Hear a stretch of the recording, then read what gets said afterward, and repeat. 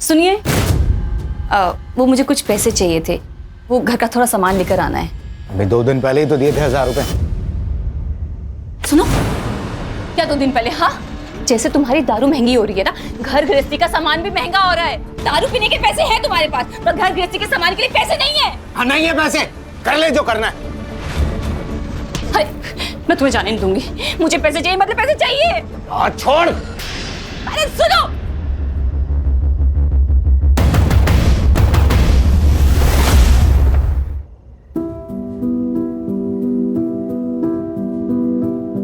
चल शादी कर लेते हैं। मैं हमेशा हमेशा के लिए तुम्हारी बन के रहना चाहती हूँ।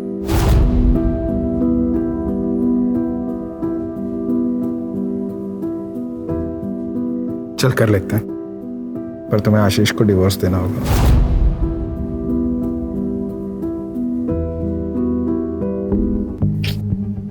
वो डिवोर्स के लिए कभी नहीं मानेगा। इसीलिए तो समझा रहा हूँ, जो चल रहा है उसे चलने दो। देखो, मेरे पास अच्छी गाड़ी होती, अच्छा घर होता, अच्छी जॉब होती, तो तुम्हें आशीष के साथ रहने ही नहीं देता। मैं खुद ही बोल देता, लात मार के भगाओ इससे। मैं समझती हूँ जितेन, पर ऐसे छुप छुप के मिलने में तो खतरा है ना। अगर किसी दिन आशीष को पता चल गया तो? तब की तब देखेंगे।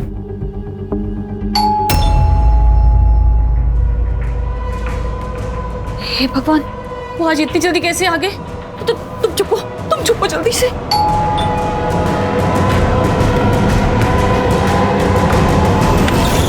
घंटी सुनाई नहीं देती क्या? कब से कंट्रोल करके खड़ा हूं।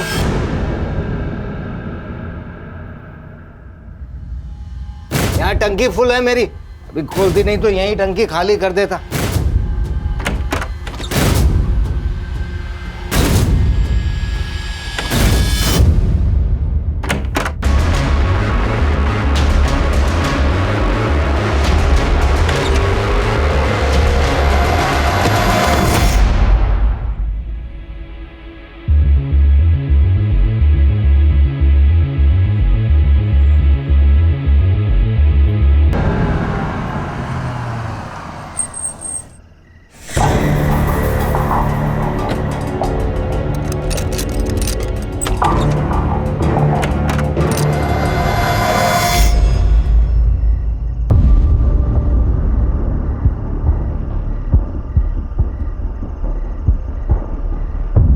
क्या हुआ?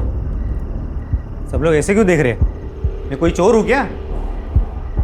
हम कब से तुम्हारा इंतजार कर रहे हैं। 2 साल हो गए तुम्हें जॉब छोड़े हुए, अब तक तूने दूसरी जॉब भी नहीं पकड़ी।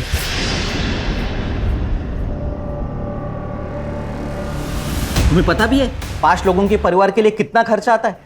देख, मैं अकेले इस घर का खर्चा नहीं उठा सकता। तो मैंने कब मना किया है? जब भी जॉब लगेगी ना, सारे पैसे लौटा दूंगा। जैसे आवारों की तरह घूमने से जॉब नहीं मिलती, उसके लिए हाथ पैर मारने पड़ते हैं। दिन भर है ना काम के लिए बाहर घूमता हूँ। अगर इतना लग रहा है ना, तो तुम्हारे कमाई का एक निवाला नहीं खाऊंगा कल से।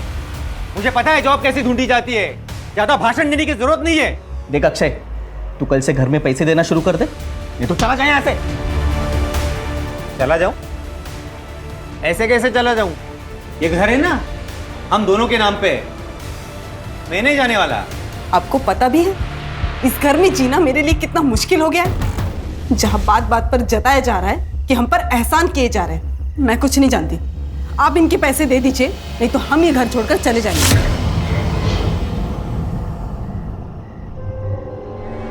कोई कहीं नहीं जा रहा है। मेरे बेटे मेरे साथ एक ही छत के नीचे रहेंगे।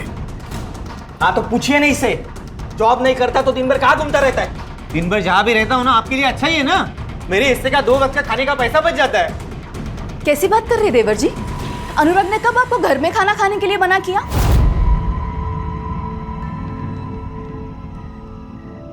तो फिर किसी को क्यों जानना है मैं दिन भर क्या करता हूँ, कहाँ रहता हूँ?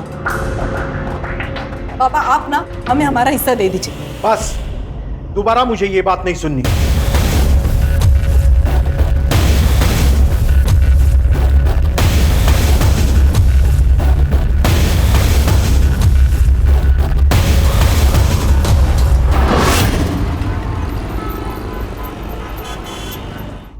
सुनिए, वो मुझे कुछ पैसे चाहिए थे, वो घर का थोड़ा सामान लेकर आना है।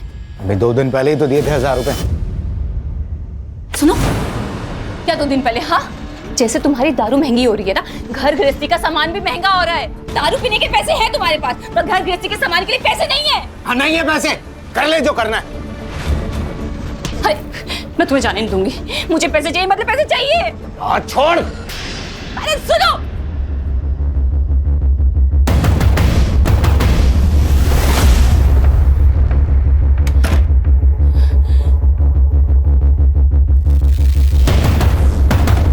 हाँ, वो अभी घर से बाहर निकला है।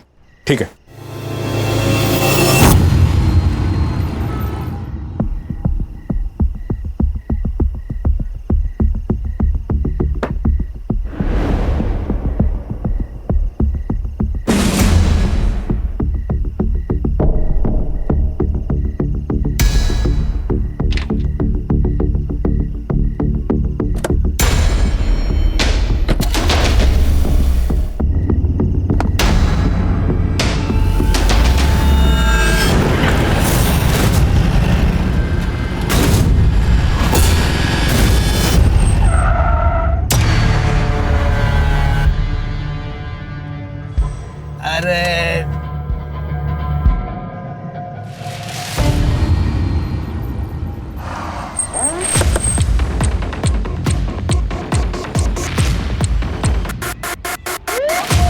पर कहीं भी स्ट्रगल के मार्क्स नहीं है।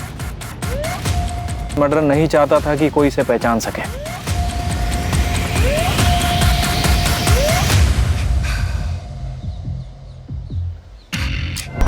सर, गाड़ी में कुछ नहीं मिला। आरटीओ ऐप से कंफर्म किया है कि ये गाड़ी आशीष खुराना के नाम पे है। आशीष खुराना, आज सुबह ही उनकी मिसिंग कंप्लेंट दर्ज करवाई थी। बॉडी के साथ में ये खून मैच करके देखो। सिमरन को बुला के आइडेंटिफिकेशन करवाओ, ये गाड़ी फॉरेंसिक में भेजो और आशीष का सीडीआर और कल रात की लोकेशन निकलवाओ। Yes sir. तृप्ति,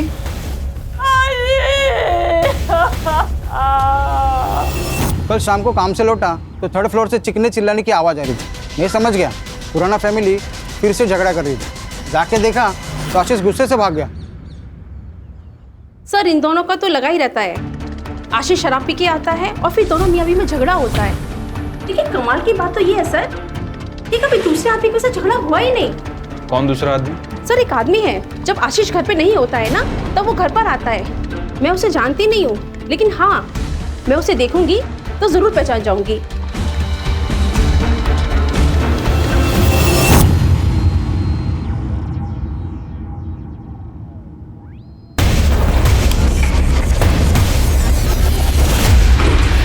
तो आपके हस्बैंड मिस्टर आशीष खुराना उस शाम को 7 बजे घर से बाहर निकले थे और फिर वापस लौटे ही नहीं। जी सर, हर दिन वो आधी रात को घर वापस आते थे। सर, उस दिन मैंने फोन किया उन्हें तो उन्होंने कहा कि वो आधे घंटे में आ रहे हैं। सर, उसके बाद मेरी आंख लग गई थी तो रात के करीब 3 बजे मेरी आंख खुली। वो घर वापस नहीं आए थे।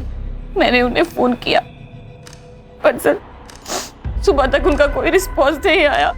फिर सर मैं पुलिस स्टेशन चली गई। देर रात तक घर से बाहर रहने की क्या वजह थी? काम? नहीं सर, उन्हें शराब पीने की लत लगी हुई थी। शुरू में वो घर पर ही शराब पीते थे।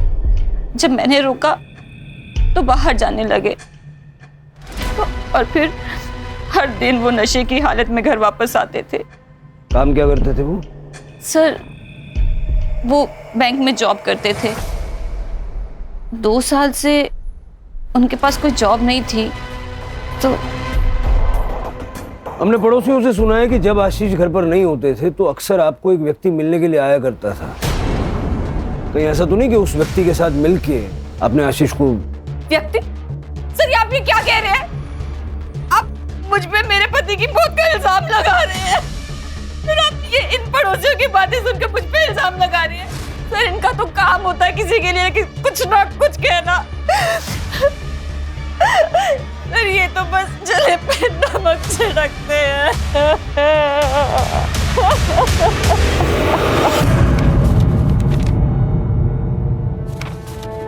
क्या इस आदमी को जानते हो? हाँ मैडम, यह आदमी तो कल रात को यहाँ पर बैठ के दारू पी रहा था। करीब 11:15 बजे ना वो यहाँ से निकल गया। अब अकेला था या इनके साथ कोई और भी था? नहीं, अकेला था वो। मुझे सीसीटीवी फुटेज चेक करना है। ठीक है, कर सकते हो।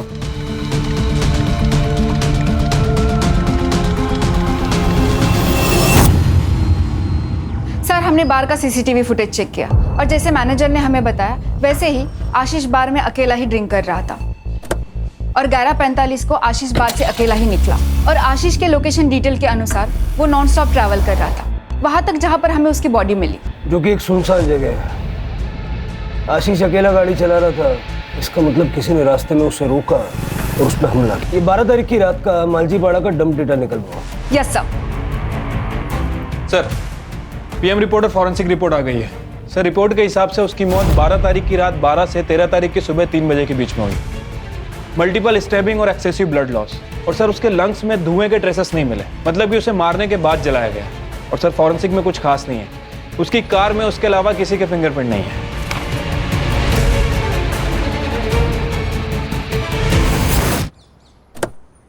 तू पहले मेरी बात सुन। मुझे कल शाम तक हर हाल में फैसला चाहिए। तू बस टाइम बोल, मैं पहुंच जाऊंगा।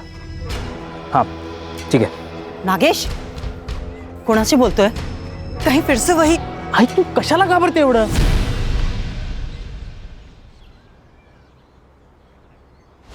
अरे दे, मैं सब ठीक कर दूंगा। चल ठीक है, बाय।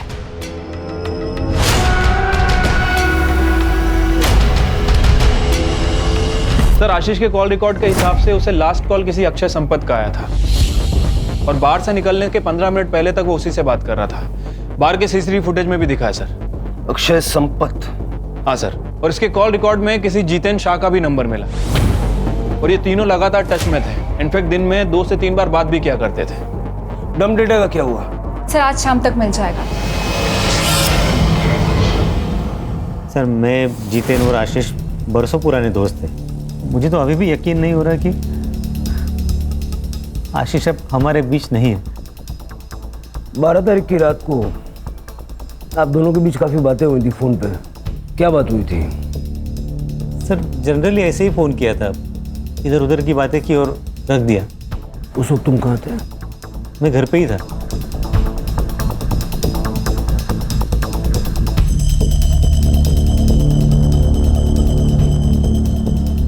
हाँ कदम, ठीक है सर। ये जितेन के पेरेंट्स का कहना है कि 13 अक्टूबर को वो सूरत गया था काम के सिलसिले में। मर्डर के नेक्स्ट डे बाहर चला गया। उसको फ़ोन करके बुलवाओ और ये अक्षय की स्टोरी चेक करो।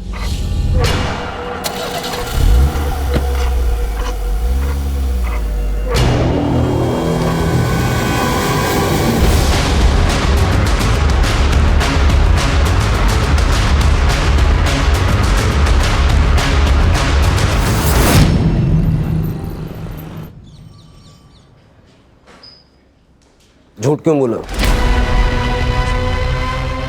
जिस वक्त आशीष बाहर से बाहर निकला उसी वक्त तू भी अपने घर से बाहर निकला और फिर रात को 1:30 बजे तक तुम्हारा फोन स्विच ऑफ था। वो क्या है सर, मैं रात को अक्सर बाहर जाया करता हूँ। वो क्या है ना, मुझे पान खाए बगैर नींद नहीं आती। और रही बात मोबाइल की, तो मेरी मोबाइल की बैटरी डाउन हो गई थी सर, इसलिए स्विच ऑफ हो गया था। लेकिन मैं जैसे ही घर लौटा मैंने चार्जिंग पे लगाया और सो गया। कितने घंटे तक बाहर था? यही कोई लगभग 1 आध घंटा। पान वाले के वहाँ बहुत भीड़ थी क्या 1 घंटा लग गया? नहीं सर, वो क्या है, मैं पान खाने के बाद ड्राइव पे जाता हूँ। वो ट्रैफिक कम रहती है ना रात को। कौन से पान वाले के वहाँ गया था? चौरासी पान वाला सर। अक्षय साहब, वो तो हमेशा आते रहते साहब। उस रात को भी करीब 12 बजे आए थे। तुम्हें इतना यकीन कैसे है? उस रात उन्होंने मुझे 2000 रुपए का नोट दिया था। मेरे पास भी छुट्टा नहीं था, उन्होंने मेरे पे भरोसा कर लिया। वो बोले मैं रोज आते रहता हूँ, बाद में पैसे लेके जाऊंगा। ठीक है, थैंक यू।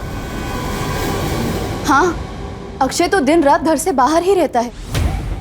घर में तो बस खाना खाने आता है। पता नहीं कौन से बिजनेस की प्लानिंग कर रहे हैं। हमारी तो छोड़िए, उसकी खुद की पत्नी भी परेशान रहती है। मतलब दिन भर वो काम की वजह से घर पे नहीं होता है। सालों से उसे पान खाने की आदत है, तो रात को 1-2 घंटे के लिए वो बाहर चला जाता है। सर, पूरे घर का माहौल खराब करके रखा इसने। इसकी इन आदतों की वजह से हमने पूछना भी बंद कर दिया है। आप तो अक्षय की पत्नी है, आपको तो पता होगा ना कहाँ कितना वक्त गुजारते हैं आपके पति। सर, मैं ज्यादा कुछ पूछती नहीं हूँ उन्हें। जब तक वो आता है मैं सो जाती हूँ, इसलिए हम दरवाजे को लॉक भी नहीं करते, ताकि उन्हें जब भी आना हो रात को वो आ जाते हैं। अगर अक्षय ने आशीष को नहीं मारा है तो फिर कौन हो सकता है? ये जितिन का है। सर कल आ रहा है। सर डीएनए रिपोर्ट आ गई है, वो बॉडी आशीष की है और मैंने उसका बैकग्राउंड भी चेक किया। उसे शराब पीने की लत थी, इसके अलावा सब कुछ नॉर्मल है। कदम, ये जितिन के घर के बाहर नजर रखने के लिए कांबड़े को भेजो। जैसे ही वो घर पे पहुंचेगा उसको सीधा पुलिस स्टेशन लेके आओ। Okay sir. आशीष की वाइफ सिमरन, उसका क्या हुआ? सर उसकी सीडीआर चेक की, एक नंबर मिला है जिससे वो लगातार बात करती है। इंक्वायरी की तो पता चला कि उसकी बहन रश्मिका भल्ला का है। नॉर्मल बात है सर, लेकिन हर दिन घंटों घंटों बातें करना और एक ही दिन में 2-3 बार बात करना, ये थोड़ा अजीब नहीं लगता है? रश्मिका और सिमरन दोनों के सीडीआर और लोकेशंस निकलवाओ।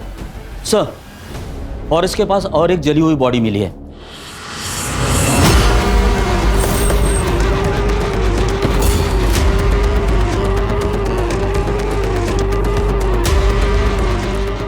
बगा जरा। सर।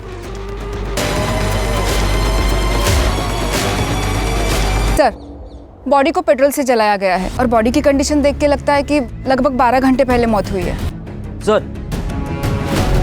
गाडीमध्ये काहीच सापडलं नाही। ये गाड़ी अक्षय संपत के नाम पे है। परिवार वालों को बुला लो।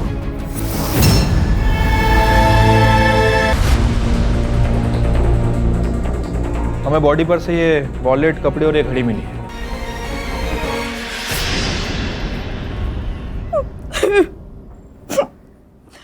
बहुत कोसते थे सर ये लोग हमें, उनकी नौकरी क्या चली गई, हमारी हालत तो भिखारी जैसे हो गई थी, इसीलिए अक्षय ने इनसे हिस्से की बात की थी। सर, मैं अपने फैमिली को टूटने नहीं देना चाहता था, इसलिए मैंने उसे हिस्सा देने से मना कर दिया था। सर, ऐसा कौन सा बाप है जो अपने बेटे की बुरी आदतों की वजह से उसे ना डांटे? 2 साल हो गए सर और जॉब ना मिले, कैसे हो सकता है सर? मेरा बेटा कामचोर हो गया था, इसलिए मैं उसे सही रास्ता दिखाना चाहता था। घर तुम्हारी इनकम से चल रहा था तो घर में भी तुम्हारी चलती होगी। बिल्कुल नहीं सर, भाई था वो मेरा। और सर कभी कभी समझाने के लिए सख्त रवैया अपनाना पड़ता है, और वैसे हम लोग सब प्यार से ही समझा रहे थे उसको सर। पहले आशीष और अब अक्षय, 2 दोस्तों की मौत हुई है। ये इत्तेफाक है या सोची समझी साजिश? दोनों मर्डर्स के बीच में कोई कनेक्शन नजर आ रहा है? नहीं सर। सिवाय इसके कि दोनों दोस्त थे और दोनों को मारने का तरीका सेम है। कुछ तो है जो हमें सतह पे नजर नहीं आ रहा, कुछ ऐसा जो इन दोनों के या तीनों के पास से जुड़ा हुआ है। सर, जितिन आ गया। क्या? अक्षय नहीं रहा? उसका मर्डर हुआ है उसी तरह जैसे आशीष का हुआ। जब ये सब हुआ तुम कहां थे? सर, डायमंड के बिजनेस में हाथ आजमाना चाहता था। सूरत गया था अपने कजिन के पास, उसका डायमंड पॉलिशिंग का काम है। तुम्हारे अक्षय और आशीष के बीच में रिश्ते कैसे थे? तीनों गहरे दोस्त थे सर, एक दूसरे के बहुत करीब, लेकिन अब तो मैं अकेला।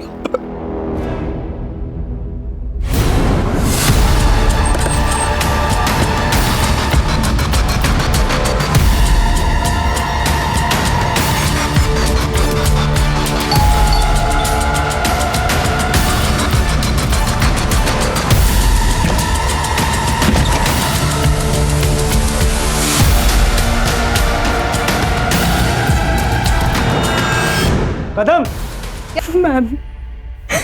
मैं फंस चुकी हूँ। 15 अक्टूबर की सुबह हमें अक्षय की बॉडी मिली और पोस्टमार्टम के हिसाब से अक्षय की मौत को 12 घंटे बीत चुके थे। यानी 14 अक्टूबर की रात को ही अक्षय की मौत हो गई थी, फिर वो 15 की सुबह प्रियंका का। सर, लेकिन अक्षय की फोटो देख के भी प्रियंका ने कंफर्म किया है। लेकिन कदम, ऐसा भी तो हो सकता है कि शायद प्रियंका किसी के कहने पर अक्षय को फ्रेम कर रही है। प्रियंका का बैकग्राउंड चेक करो। Yes sir. सर प्रियंका के घर की तलाशी ली। घर का बेसिक सामान है सर, और थोड़ा बहुत पैसा है। हाँ सर, प्रियंका ने ये फ्लैट रेंट पे लिया था, लेकिन डील के वक्त तो 2 आदमी आए थे। कौन 2 आदमी थे? सर मैंने प्रियंका के बैंक डिटेल्स चेक किए। अक्षय संपत के साथ साथ एक और आदमी प्रियंका को मंथली अलाउंसेस दे रहा था। कौन? सर ये सच है कि प्रियंका से रिलेशन बनाने के लिए मैं उसे पैसे देता था, पर इसमें गलत क्या है? ये मेरे और उसके बीच की सेटिंग थी। सही गलत के बारे में तो मैंने पूछा ही नहीं। मैंने सिर्फ इतना पूछा कि ये सच है या नहीं। आशीष का क्या? आशीष का इस मैटर से कोई लेना देना नहीं था। प्रियंका ने कहा कि 15 अक्टूबर की सुबह अक्षय ने उसका, कैसे हो सकता है? क्योंकि अक्षय तो 14 अक्टूबर की रात को मर चुका था। उसके पूरे शरीर पे चाकू से वार किए गए और बाद में पेट्रोल डाल के उसे जला दिया गया। और वो बॉडी अक्षय की ही थी, क्योंकि उसका डीएनए उसके फादर के साथ मैच हो गया। तो इस बारे में अगर तुम कुछ भी जानते हो, ये सही वक्त है, बता दो। सर ये हो कैसे सकता है? मेरी तो समझ में कुछ नहीं आ रहा। मैं समझाता हूँ। तुमने और प्रियंका ने मिलकर अक्षय और आशीष को मारने का प्लान बनाया। तुम्हारा मोटिव क्या था? पैसा या कुछ और? सर ये आप क्या कह रहे हैं? आप इल्जाम लगा रहे हैं मुझ पे। मेरा इन दोनों मर्डर से कोई वास्ता नहीं है सर।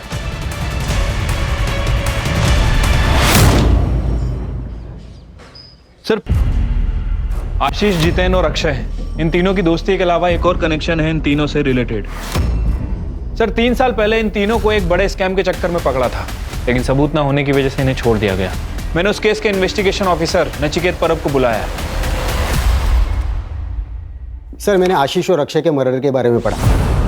3 साल पहले आशीष, अक्षय और जितेन, इन तीनों ने मिलकर मुंबई के बैंक में फ्रॉड किया था, जिसकी इन्वेस्टिगेशन मैं कर रहा था। क्या किया था? सर दरअसल आशीष, अक्षय और जितेन तीनों लोन डिपार्टमेंट में काम करते थे। 3 साल पहले गवर्नमेंट ने गरीब लोगों के लिए एक स्कीम लाई थी, जिससे वो गरीब लोगों को 50,000 रुपये का लोन दे रही थी।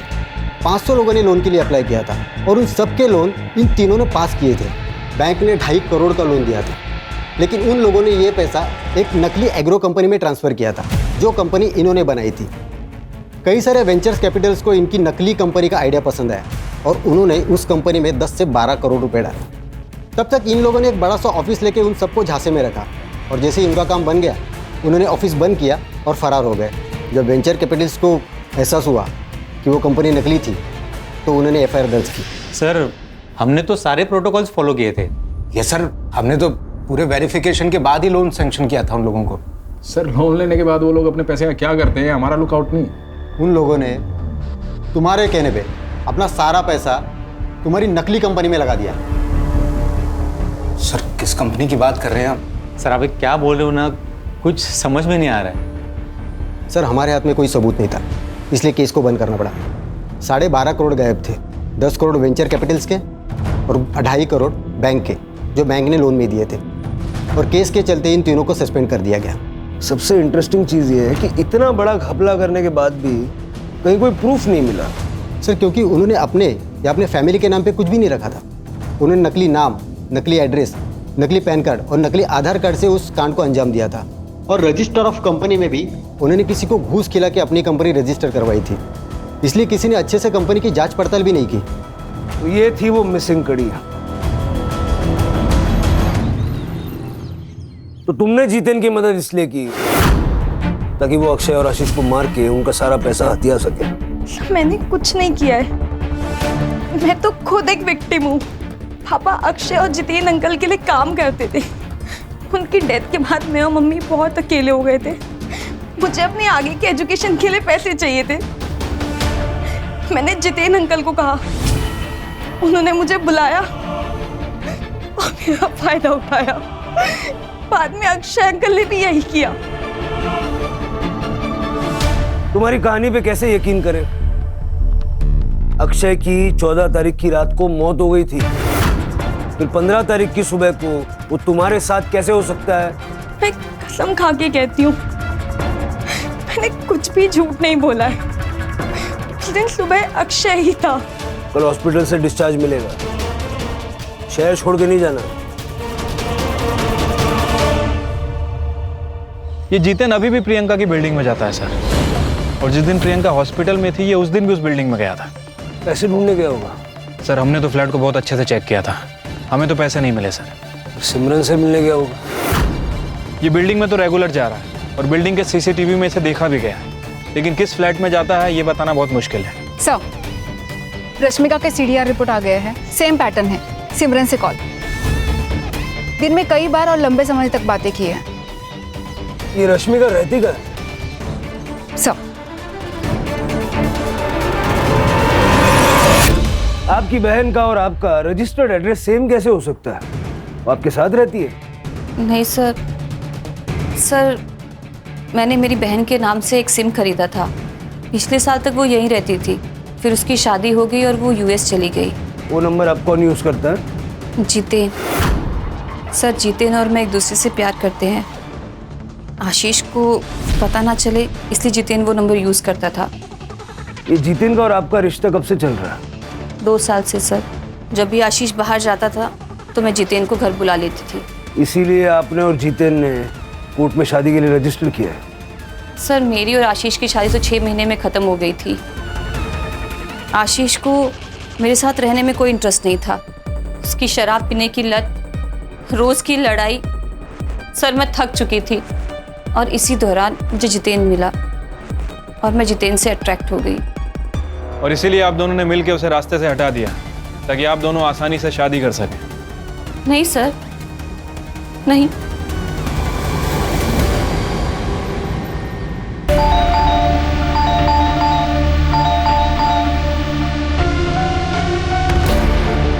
सचिन, अच्छा हुआ तुम आ गई। देखो ना, बहुत स्मेल आ रही है, गेट भी नहीं खोल रहा है।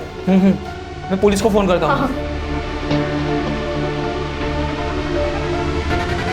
Hello hello, police station.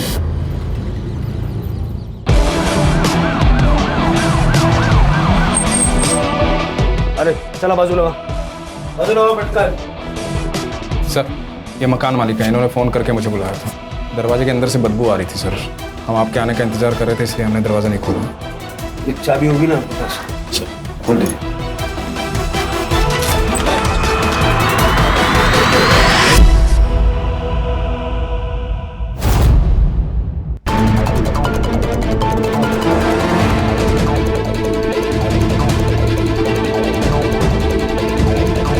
Sir, ये सुसाइड नोट मिला है।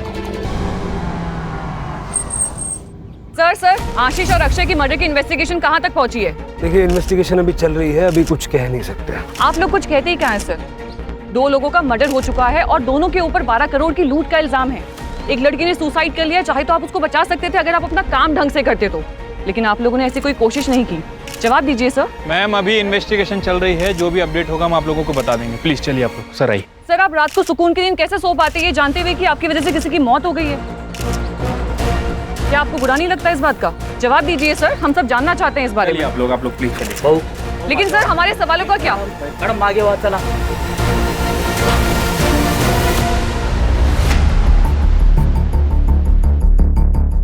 हो सकता है कि जितेन और सिमरन ये दोनों इन्वेस्टिगेशन को भटकाने के लिए प्रियंका को मार के ये सुसाइड का नाटक रच रहे हैं। और अगर प्रियंका ने वाकई में सुसाइड किया है तो पोस्टमार्टम रिपोर्ट में क्लियर हो जाएगा।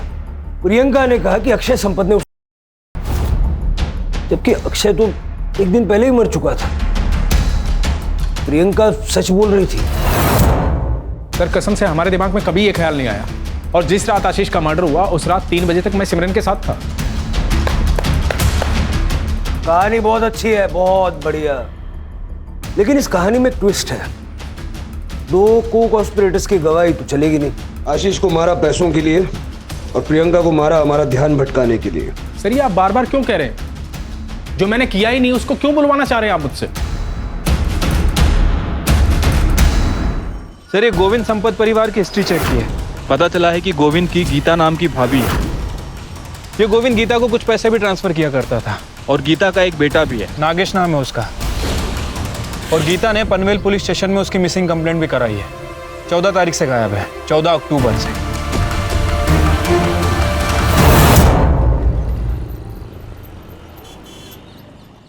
नागेश की किसी के साथ कोई दुश्मनी वगैरह थी क्या? नहीं तो 14 अक्टूबर को नागेश कहाँ गया था? उस दिन उसने शाम को मुझे फ़ोन किया था और मुझसे कहा कि उसे आने में देरी होगी। मैंने उससे पूछा भी क्यों। उसने कहा था वो घर आके मुझे खुशखबरी देगा, लेकिन वो नहीं आया। कदम, नागेश की गाड़ी की डिटेल्स ले लो। यस सर, नागेश के सीडीआर रिपोर्ट के अकॉर्डिंग उसे 14 अक्टूबर की शाम को थाने के किसी पीसीओ से फ़ोन आया था। सर, जब मैंने उसकी लोकेशन डिटेल्स चेक की तो उसने पनवेल से लेकर थाने तक ट्रैवल किया है। और सर, इंटरेस्टिंग बात तो ये है कि उसकी आखिरी लोकेशन वहाँ पर मिली है जहाँ पर हमें अक्षय की जली हुई बॉडी मिली। इसका मतलब ये है कि या तो अक्षय ने नागेश को मार दिया और ये दिखाया कि मर्डर अक्षय का हुआ है, और या तो फिर नागेश ने अक्षय को मार डाला और वहाँ से निकल गया। जो जली हुई बॉडी हमें मिली थी, गीता से मैच करके देखो और नागेश का मोबाइल ट्रैक करो।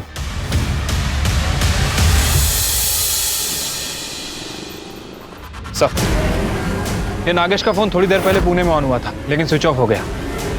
सिम कार्ड डीलर को ट्रेस। सर,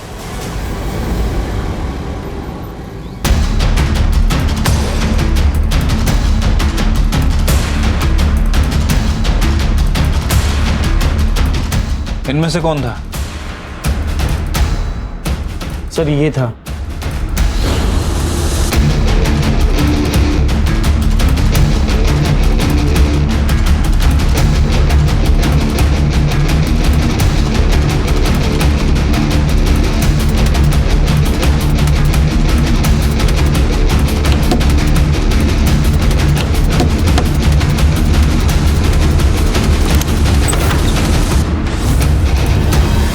मैं संपत परिवार के पड़ोस में ही रहती थी। गोविंद शादीशुदा थे, फिर भी हमें एक दूसरे से प्यार हो गया और उसने मुझसे मंदिर में शादी कर ली। और जब मैं प्रेग्नेंट हुई तो उसने मुझे पनवेल वाले घर में शिफ्ट कर दिया ताकि हमारे रिश्ते के बारे में किसी को पता ना चले। लेकिन हाँ, गोविंद की पहली बीवी के बच्चों से उसकी कुछ लड़ाई चल रही थी। प्रॉपर्टी और पैसे के हिस्से को लेकर गोविंद नागेश को हिस्सा देना चाहता था, लेकिन अक्षय और अनुराग को मंजूर नहीं था, इसलिए कई बार उन लोगों में झगड़ा हुआ। तू पहले मेरी बात सुन। मुझे कल शाम तक हर हाल में फैसला चाहिए। तू बस टाइम बोल, मैं पहुंच जाऊंगा। और किसी से उसकी कोई लड़ाई नहीं थी।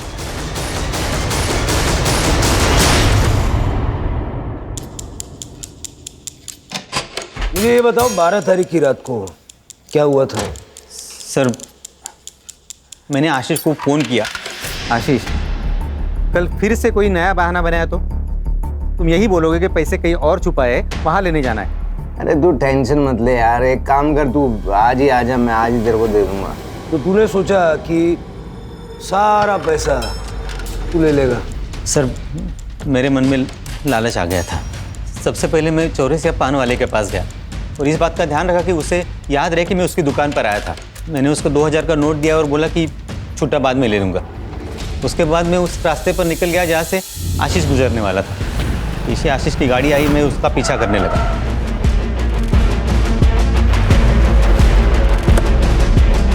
सर, बैंक के फ्रॉड से हमें 12.5 करोड़ रुपए मिले थे।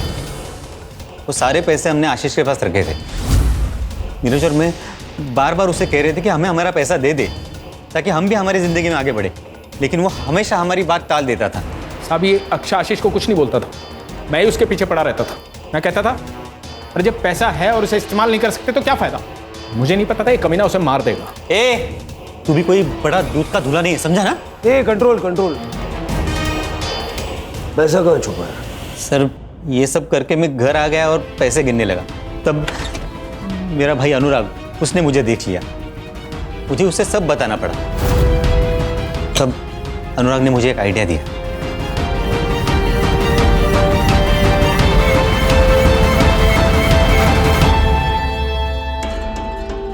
देखिए, आशीष के मर्डर केस में ना चांसेस है कि पुलिस तुझ पे शक करे, क्योंकि उसे लास्ट कॉल तूने किया है।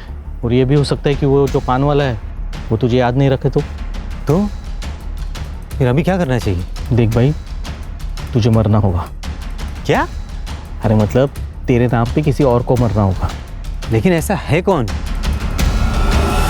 तुम दोनों ने मिलके नागेश को मारने का प्लान बनाया ताकि नागेश का और गोविंद का डीएनए आसानी से आपस में मैच हो जाए और ये प्रूव हो जाए कि मरने वाला तू है। सर नागेश ने पहले से ही प्रॉपर्टी के हिस्से को लेकर हमारे नाक में दम कर रखा था, तो हमने सोचा कि एक ही तीर में दो शिकार हो जाएंगे। 14 अक्टूबर को हमने नागेश को फ़ोन करके ये कहा कि हम लोग उसे प्रॉपर्टी के हिस्से में शरीक करने को तैयार हैं। उस बारे में बात करने के लिए हमने उससे थाना बुलाया। मैंने सोचा मैं भी अपना समय प्रियंका के साथ बिताऊं। लेकिन सर जब मैं वहाँ पहुँचा तब तक अनुराग ने पूना में मेरे लिए टैक्सी ड्राइवर के जॉब का इंतज़ाम करके रखा था। तो मैं प्रियंका को उसी हालत में छोड़कर पूना चला गया। वहाँ जाकर मैंने नागेश की गाड़ी बेच दी और नकली आधार कार्ड बनवाए। चार्जशीट बनाओ और वो अनुराग को ढूंढ के ले आओ। चलो।